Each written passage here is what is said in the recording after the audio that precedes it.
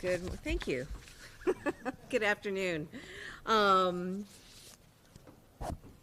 Great to be with all of you, and I'm delighted to be joined by our Lieutenant Governor Kim Driscoll, our Secretary of Energy and Environmental Affairs Rebecca Tepper, our Commissioner Elizabeth Mahoney of the Department of Energy Resources, as we make a really important announcement today. Okay? The bottom line is, Massachusetts, we need more power. We need to generate more power to be able to do what we need to do. We have one of two ways we're going to generate that power. We can do that by continuing with fossil fuels, which we know cause a lot of harm to our health, to our environment, and contribute to climate change. Or we can go in the direction of renewables and clean energy. That is something that we as an administration support. It is something required by law, by our legislature, in order for us to meet the goals that we have established. And Massachusetts has led and will continue to lead in this area.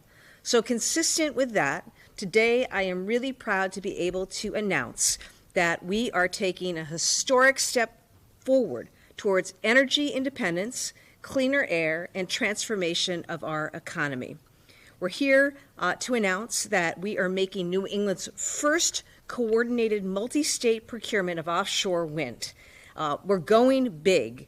Massachusetts is selecting nearly 2,700 megawatts of offshore wind from three major projects: New England Wind 1, South Coast Wind, and Vineyard Wind 2. This selection is New England and Massachusetts' largest offshore wind selection to date. Here's what it means. It means that 1.4 million more homes in Massachusetts will soon be powered with clean, renewable energy. It means thousands of jobs, good union jobs, will be created. It means significant investments in job training, ratepayer relief, and local vendors in our communities. In the face of climate change and a rapidly evolving global economy, Massachusetts will continue to be a leader in the offshore wind industry. And the world will look to New England for the future of clean energy. These projects will help create a stronger economy, massive economic development, and importantly, lower electricity costs for our residents and our businesses.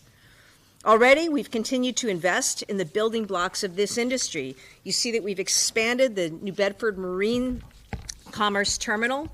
We also supported the Wind Technology Center, which is the first facility of its kind in the country, testing blades.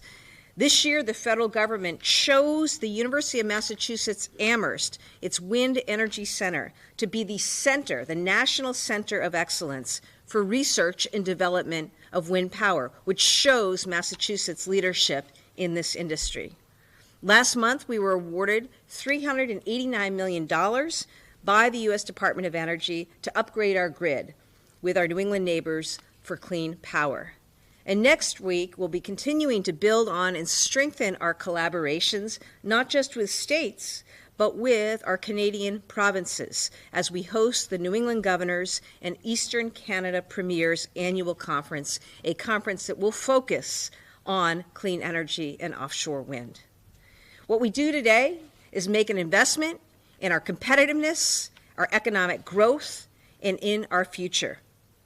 I've spent the last year and a half, talking to a lot of climate tech companies. Massachusetts is going to be the global hub for clean energy and climate technology, because nowhere on earth can you find the collection of innovators, of R&D, of infrastructure, along with investment to get things done and built out in the way that we can here in Massachusetts. Offshore wind is going to unlock opportunities for workers, for families, and for our future. And for that reason, we've also bolstered our workforce development programs statewide so that everybody will have a chance to participate, because we're going to need the workforce for this industry. Importantly, each of the three agreements, each of the three projects that we announced today intend to use project labor agreements, which is great.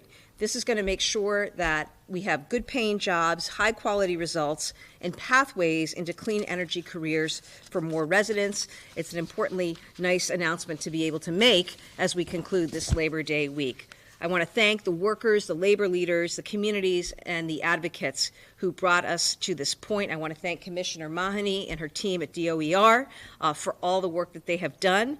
And this is the first time that the state has overseen the selection process. They did an excellent job.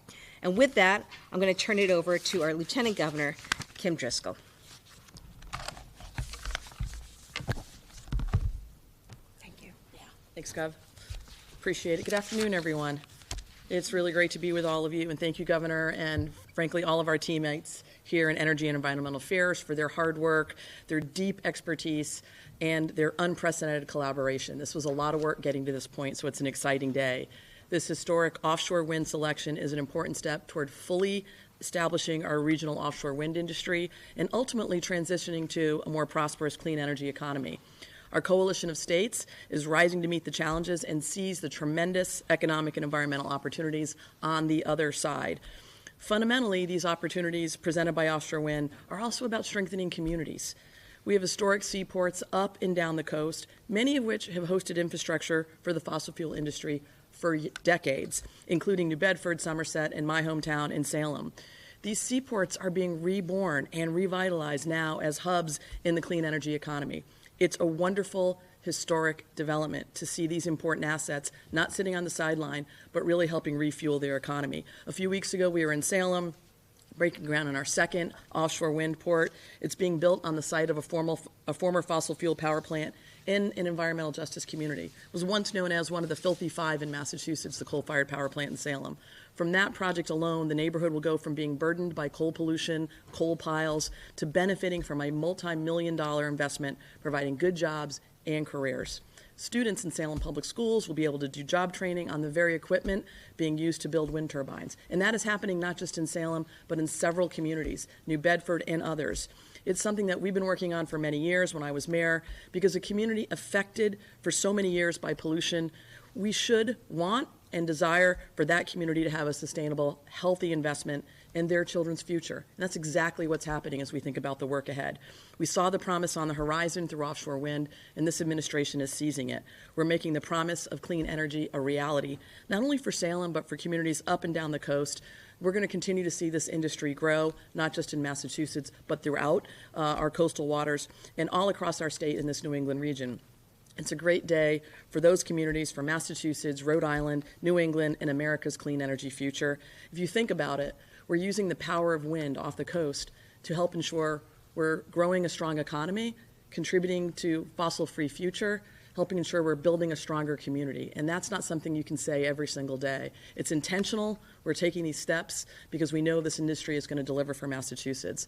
And I'm really pleased to be able to invite the person who's been running point on all of this for our team, our Secretary of Energy and Environmental Affairs, Rebecca Tepper, to say more about it. Thank you. You're in there somewhere, Rebecca. I am. I got it. It's all good. Thank you.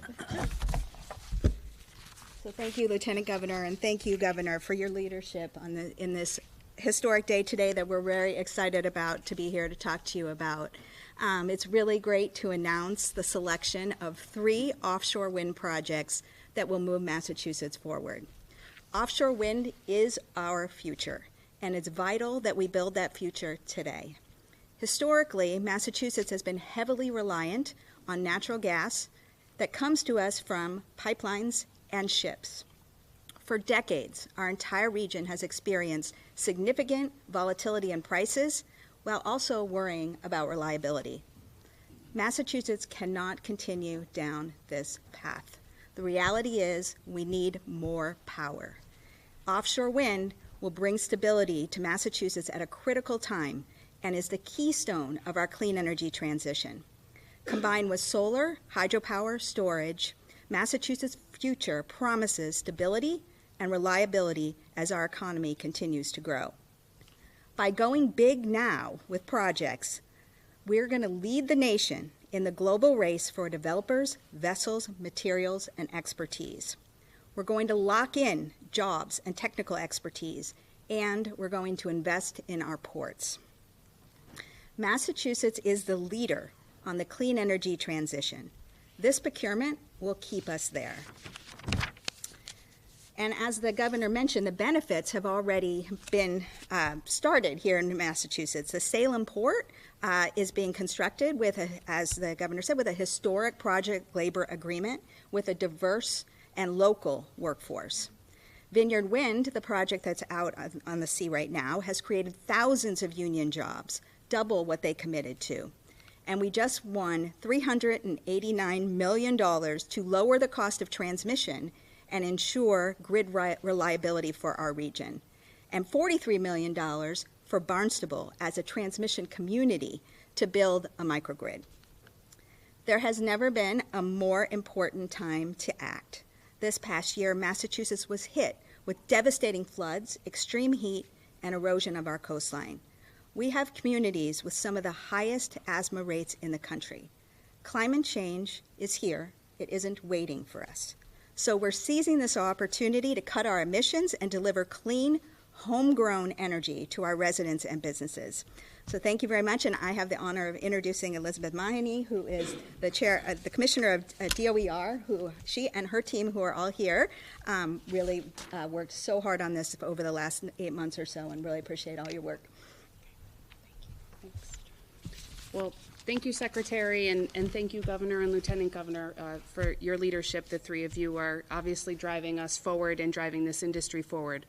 So I'm really excited to share today that Massachusetts selected 1,087 megawatts from the South Coast Wind Project, the entirety of the 791 megawatt New England Wind 1 project, and up to 800 megawatts of the Vineyard Wind 2 project. This is a pivotal selection, the largest ever for Massachusetts and New England, and it represents nearly 20% of our state's total electric demand. It will reduce our carbon emissions, the equivalent of taking over 1 million gasoline-powered cars off the road. This solicitation was built on our previous offshore wind experiences, lessons learned, stakeholder engagement, and we've built it to address the future industry need. We required that projects demonstrate advantages to environmental justice populations and low-income customers, and provide opportunities for diversity, equity, and inclusion in workforce development. And they delivered. The South Coast Wind Project is expected to provide 3,900 jobs in Massachusetts and Rhode Island, and invest in programs that provide training for residents who want to work in the offshore wind industry. It will require suppliers to build relationships with local businesses and will offer resources to support environmental justice and indigenous communities. New England Wind 1 will create 4,400 jobs and will provide $3 billion of direct economic investment in the region. This includes a project labor agreement for onshore construction work and the promise of another for offshore construction. Vineyard Wind 2 will generate more than 3,000 job years of employment in Massachusetts and deliver more than $1.5 billion in economic benefits in Massachusetts. Today's selection cements Massachusetts' clean energy transition in that today's selection cements Massachusetts' national leadership in advancing the offshore wind sector and propels us forward even farther. A rising tide lifts all boats, and Massachusetts' clean energy transition is that rising tide. A net zero Massachusetts will not rely on expensive, volatile fossil fuels. It will have a thriving economy bolstered by renewable energy, a rise in quality, high-paying jobs, cleaner air and healthier lungs, and reduced costs for our families and businesses. Thank you, and I'll turn it back to the governor for questions. Thanks, Commissioner. Exciting day for Massachusetts and for New England, so we're really proud to be able to make this announcement. Grateful to all the teams who worked hard on this, and look forward to moving ahead. Any questions? Governor, to look at the big picture, maybe use a baseball analogy, what inning are we in terms of trying to go 100% green or to get our reliance on fossil fuels way down? Yeah. It's a really good question, and I welcome the input of the Secretary and the Commissioner in response. But, you know, I think you're right. that this is a series of innings, quarters, call it what you want. But I think what's important here is that this is right for Massachusetts. I would not be making these investments if I didn't know and believe that this was the right thing to do for Massachusetts. Look at the space that we occupy here in Massachusetts. You know, we've led on climate for a long time. We've led on establishing goals, targets. They're enshrined in law. Massachusetts, we were the first to sue the, remember George Bush's EPA to get them to finally regulate greenhouse gases. So we have a history in this space. We have a history of important investments in this space, and one of the reasons that we've leaned so hard into climate technology is the next frontier for Massachusetts. We want to make Massachusetts the global hub of climate technology, as we have done for life sciences, is because so much of the R&D is coming right out of Massachusetts from our incredible research institutions, our incredible colleges and universities. We have so many starters and founders and entrepreneurs in this space. So my money's on Massachusetts. This is the right bet for Massachusetts. These things take time, obviously, and so, you know, your question about where we are is a good one. But what's important is we're in the game, and we're leading, and we're playing on a number of fronts. We're not just playing for offshore wind. As you know, we're proposing to continue to make big investments in solar. We just won that huge award from the Biden-Harris administration, $400 million solar for all. That's a big deal. We're leaning into energy storage capacity as well. We've made huge efforts around the nitty-gritty, which is the restoration, the repair, the building out of a grid, because with all of these sources, nothing is going to happen in terms of powering homes and businesses unless we have a reliable grid, and the team has spent a lot of time focused on that infrastructure. We've also got hydro coming as well, so we've got to play on all fronts, but this is important because, you know, we are really putting a stake in the ground, as we've started already. I mean, we have wind, as you know, off the coast right now that's powering homes and businesses. This is a really important stake in the ground. And importantly, we're not just acting as a state, we're acting as a region, which is something I think it's really important for us to do as a Northeast region. And one of the reasons I'm also looking forward to spending time with our teams and the Canadian premiers next week as we think about the opportunities for collaboration and partnership in bringing more energy, more power into Massachusetts and the region. But any more thoughts? And you like baseball? I do like baseball. Do you want to? I guess I would just add that, you know, you need to get those first couple hits, right? And with this particular industry, in order to grow it and have it be a full-time up and down the coast, you got to have somebody who's going to lead, and you got to have somebody who's going to be willing to invest in it. And that's what we're doing. We're investing, New England's investing in this industry so that we can bring offshore wind to this country and everybody can benefit from it. But you got to have somebody who's going to hit those first balls. Do you know what percentage we have of clean energy now in Massachusetts? In terms of, is it less than 10%? Or It's a little complicated just because we have a regional market, so we're buying our electricity from various places. But this particular the projects that we're doing today, will be about 20% of Massachusetts load. So it's a lot. Governor, what's the price of this power that we're procuring? Yep. You didn't mention that.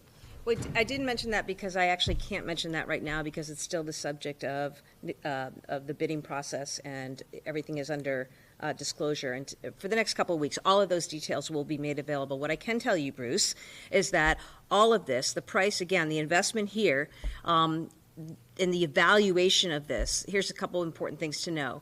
We've determined, and it's not just the state, okay, it's independent evaluators, it's utilities coming together, determining that this is a cost-effective way, one of the most affordable ways for us to bring that power online here in Massachusetts.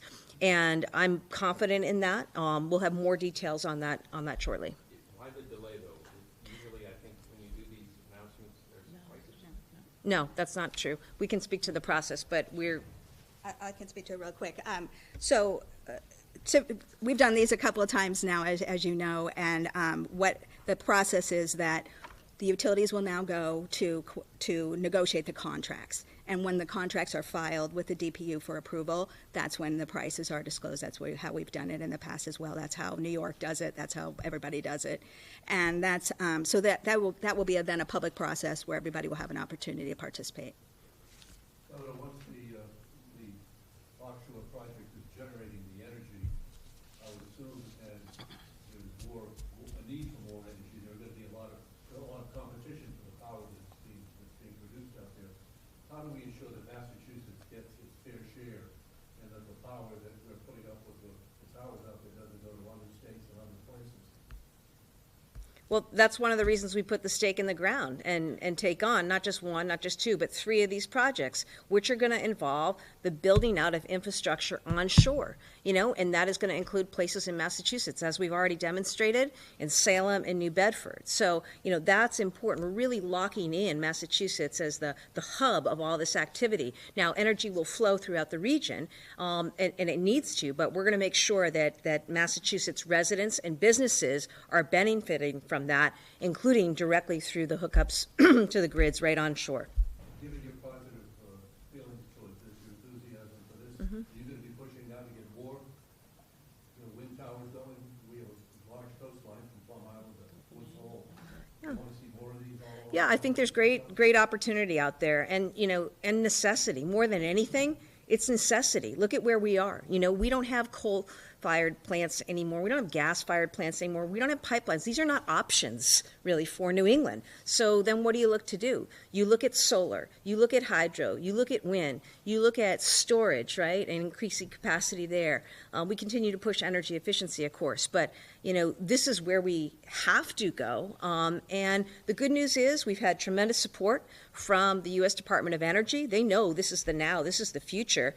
This is what they're providing funding for, and I'm proud that we've been able to, as a team, take advantage of grant opportunities. So we're just going to continue, to play for all of it, and do it in a way that makes sense for Massachusetts residents and businesses. That's, we've got to look out for the ratepayers, and we've got to look out for, economic growth. And economic growth in this state depends on our ability to bring more power online, and that's why we're doing what we're doing. This project got a lot of local opposition. It's been difficult every step of the way. It's been expensive, a lot of local opposition. Do you think it's going to be that fight all along, or are people finally going to just throw up their hands and say, okay, look, the tower's everywhere? I think that there's been some opposition, right? You've reported on that through the years, as with any new industry or venture. But I have to say, I think this poll's overwhelmingly very strong in Massachusetts. People know, we are a state about a clean energy future. There's a huge economic opportunity for us. People are very supportive of us. And, frankly, that's why you see the legislature passing the laws that they passed around establishing our targets around emissions. So, with respect to local issues, we're a team and an administration that works with municipalities working through these issues. We're going to continue to do that. But I think people, you don't have to look far to see the severe financial impacts, catastrophic impacts financially of climate change and the need to do the work to reduce emissions and bring cleaner energy online. We've got to do this. I welcome any other comments. Is nuclear part of the strategy at all? I've read that there are some clean nuclear options and there's some new technologies that could be exciting. Yeah. Right now, do you want to speak to that? Yeah. I think there is some interesting technologies. There's new small modular reactors that I think a lot of states are looking at, and I think we're looking at everything, and we're hoping to see some promise there as well. Governor, can Connecticut sit it out, or are they doing something on their own? I don't know if they'll do anything today or not, but my hope is that they buy in at some point. There's certainly capacity and opportunity for them to buy in. I'm really pleased to see us working with Rhode Island today, and I certainly welcome Connecticut's involvement. I know it's a good deal for Massachusetts, and that's why we're doing it. But you're saying it was a joint effort, so I would assume you all know what you're doing. Are you saying Connecticut can buy in at some point? They could buy in at some point. They haven't as of yet. So you have to talk to them more about it, but I know it's a good deal for Massachusetts, it's a good deal for Rhode Island, it's a good deal for the region, you know, and that's what we're, you know, that's why I feel very, very confident about this investment. Thanks, everyone. Bruce has got one more. Wow. So the ports, you said they're all booked up through 2032 or something like that. New Bedford, who's going into New Bedford to do their staging out? Great. Elizabeth could talk about Commissioner. specifics. So the great news is all three projects are going to be working out of New Bedford. We've got the New Bedford Commerce Marine Terminal and also the build out of the new Bedford Foss facility. And then we're really excited that we've also got two projects working in Salem. That's been announced previously, but the Avangrid New England Wind 1 project and Vineyard Offshore's Vineyard Wind 2 project are both going to be staging out of Salem as well. So we are firing on both coasts. But the staging for South Coast is out of New Bedford, or is it out of Connecticut? No, for South Coast, it's going to be out of New Bedford. The O&M base will be in New Bedford for South Coast. Yeah, O&M, but staging of all the Yep, that's the turbine marshaling is going to happen in New Bedford. it mentions port, New London. Is one of these projects going to operate out of there? Not operate, but there's going to be some work done in New London. We need to use Salem, New Bedford, Providence Port, and New London, but the majority of the work is going to happen at the two Massachusetts ports. Great. Thanks, everybody. Have a good weekend.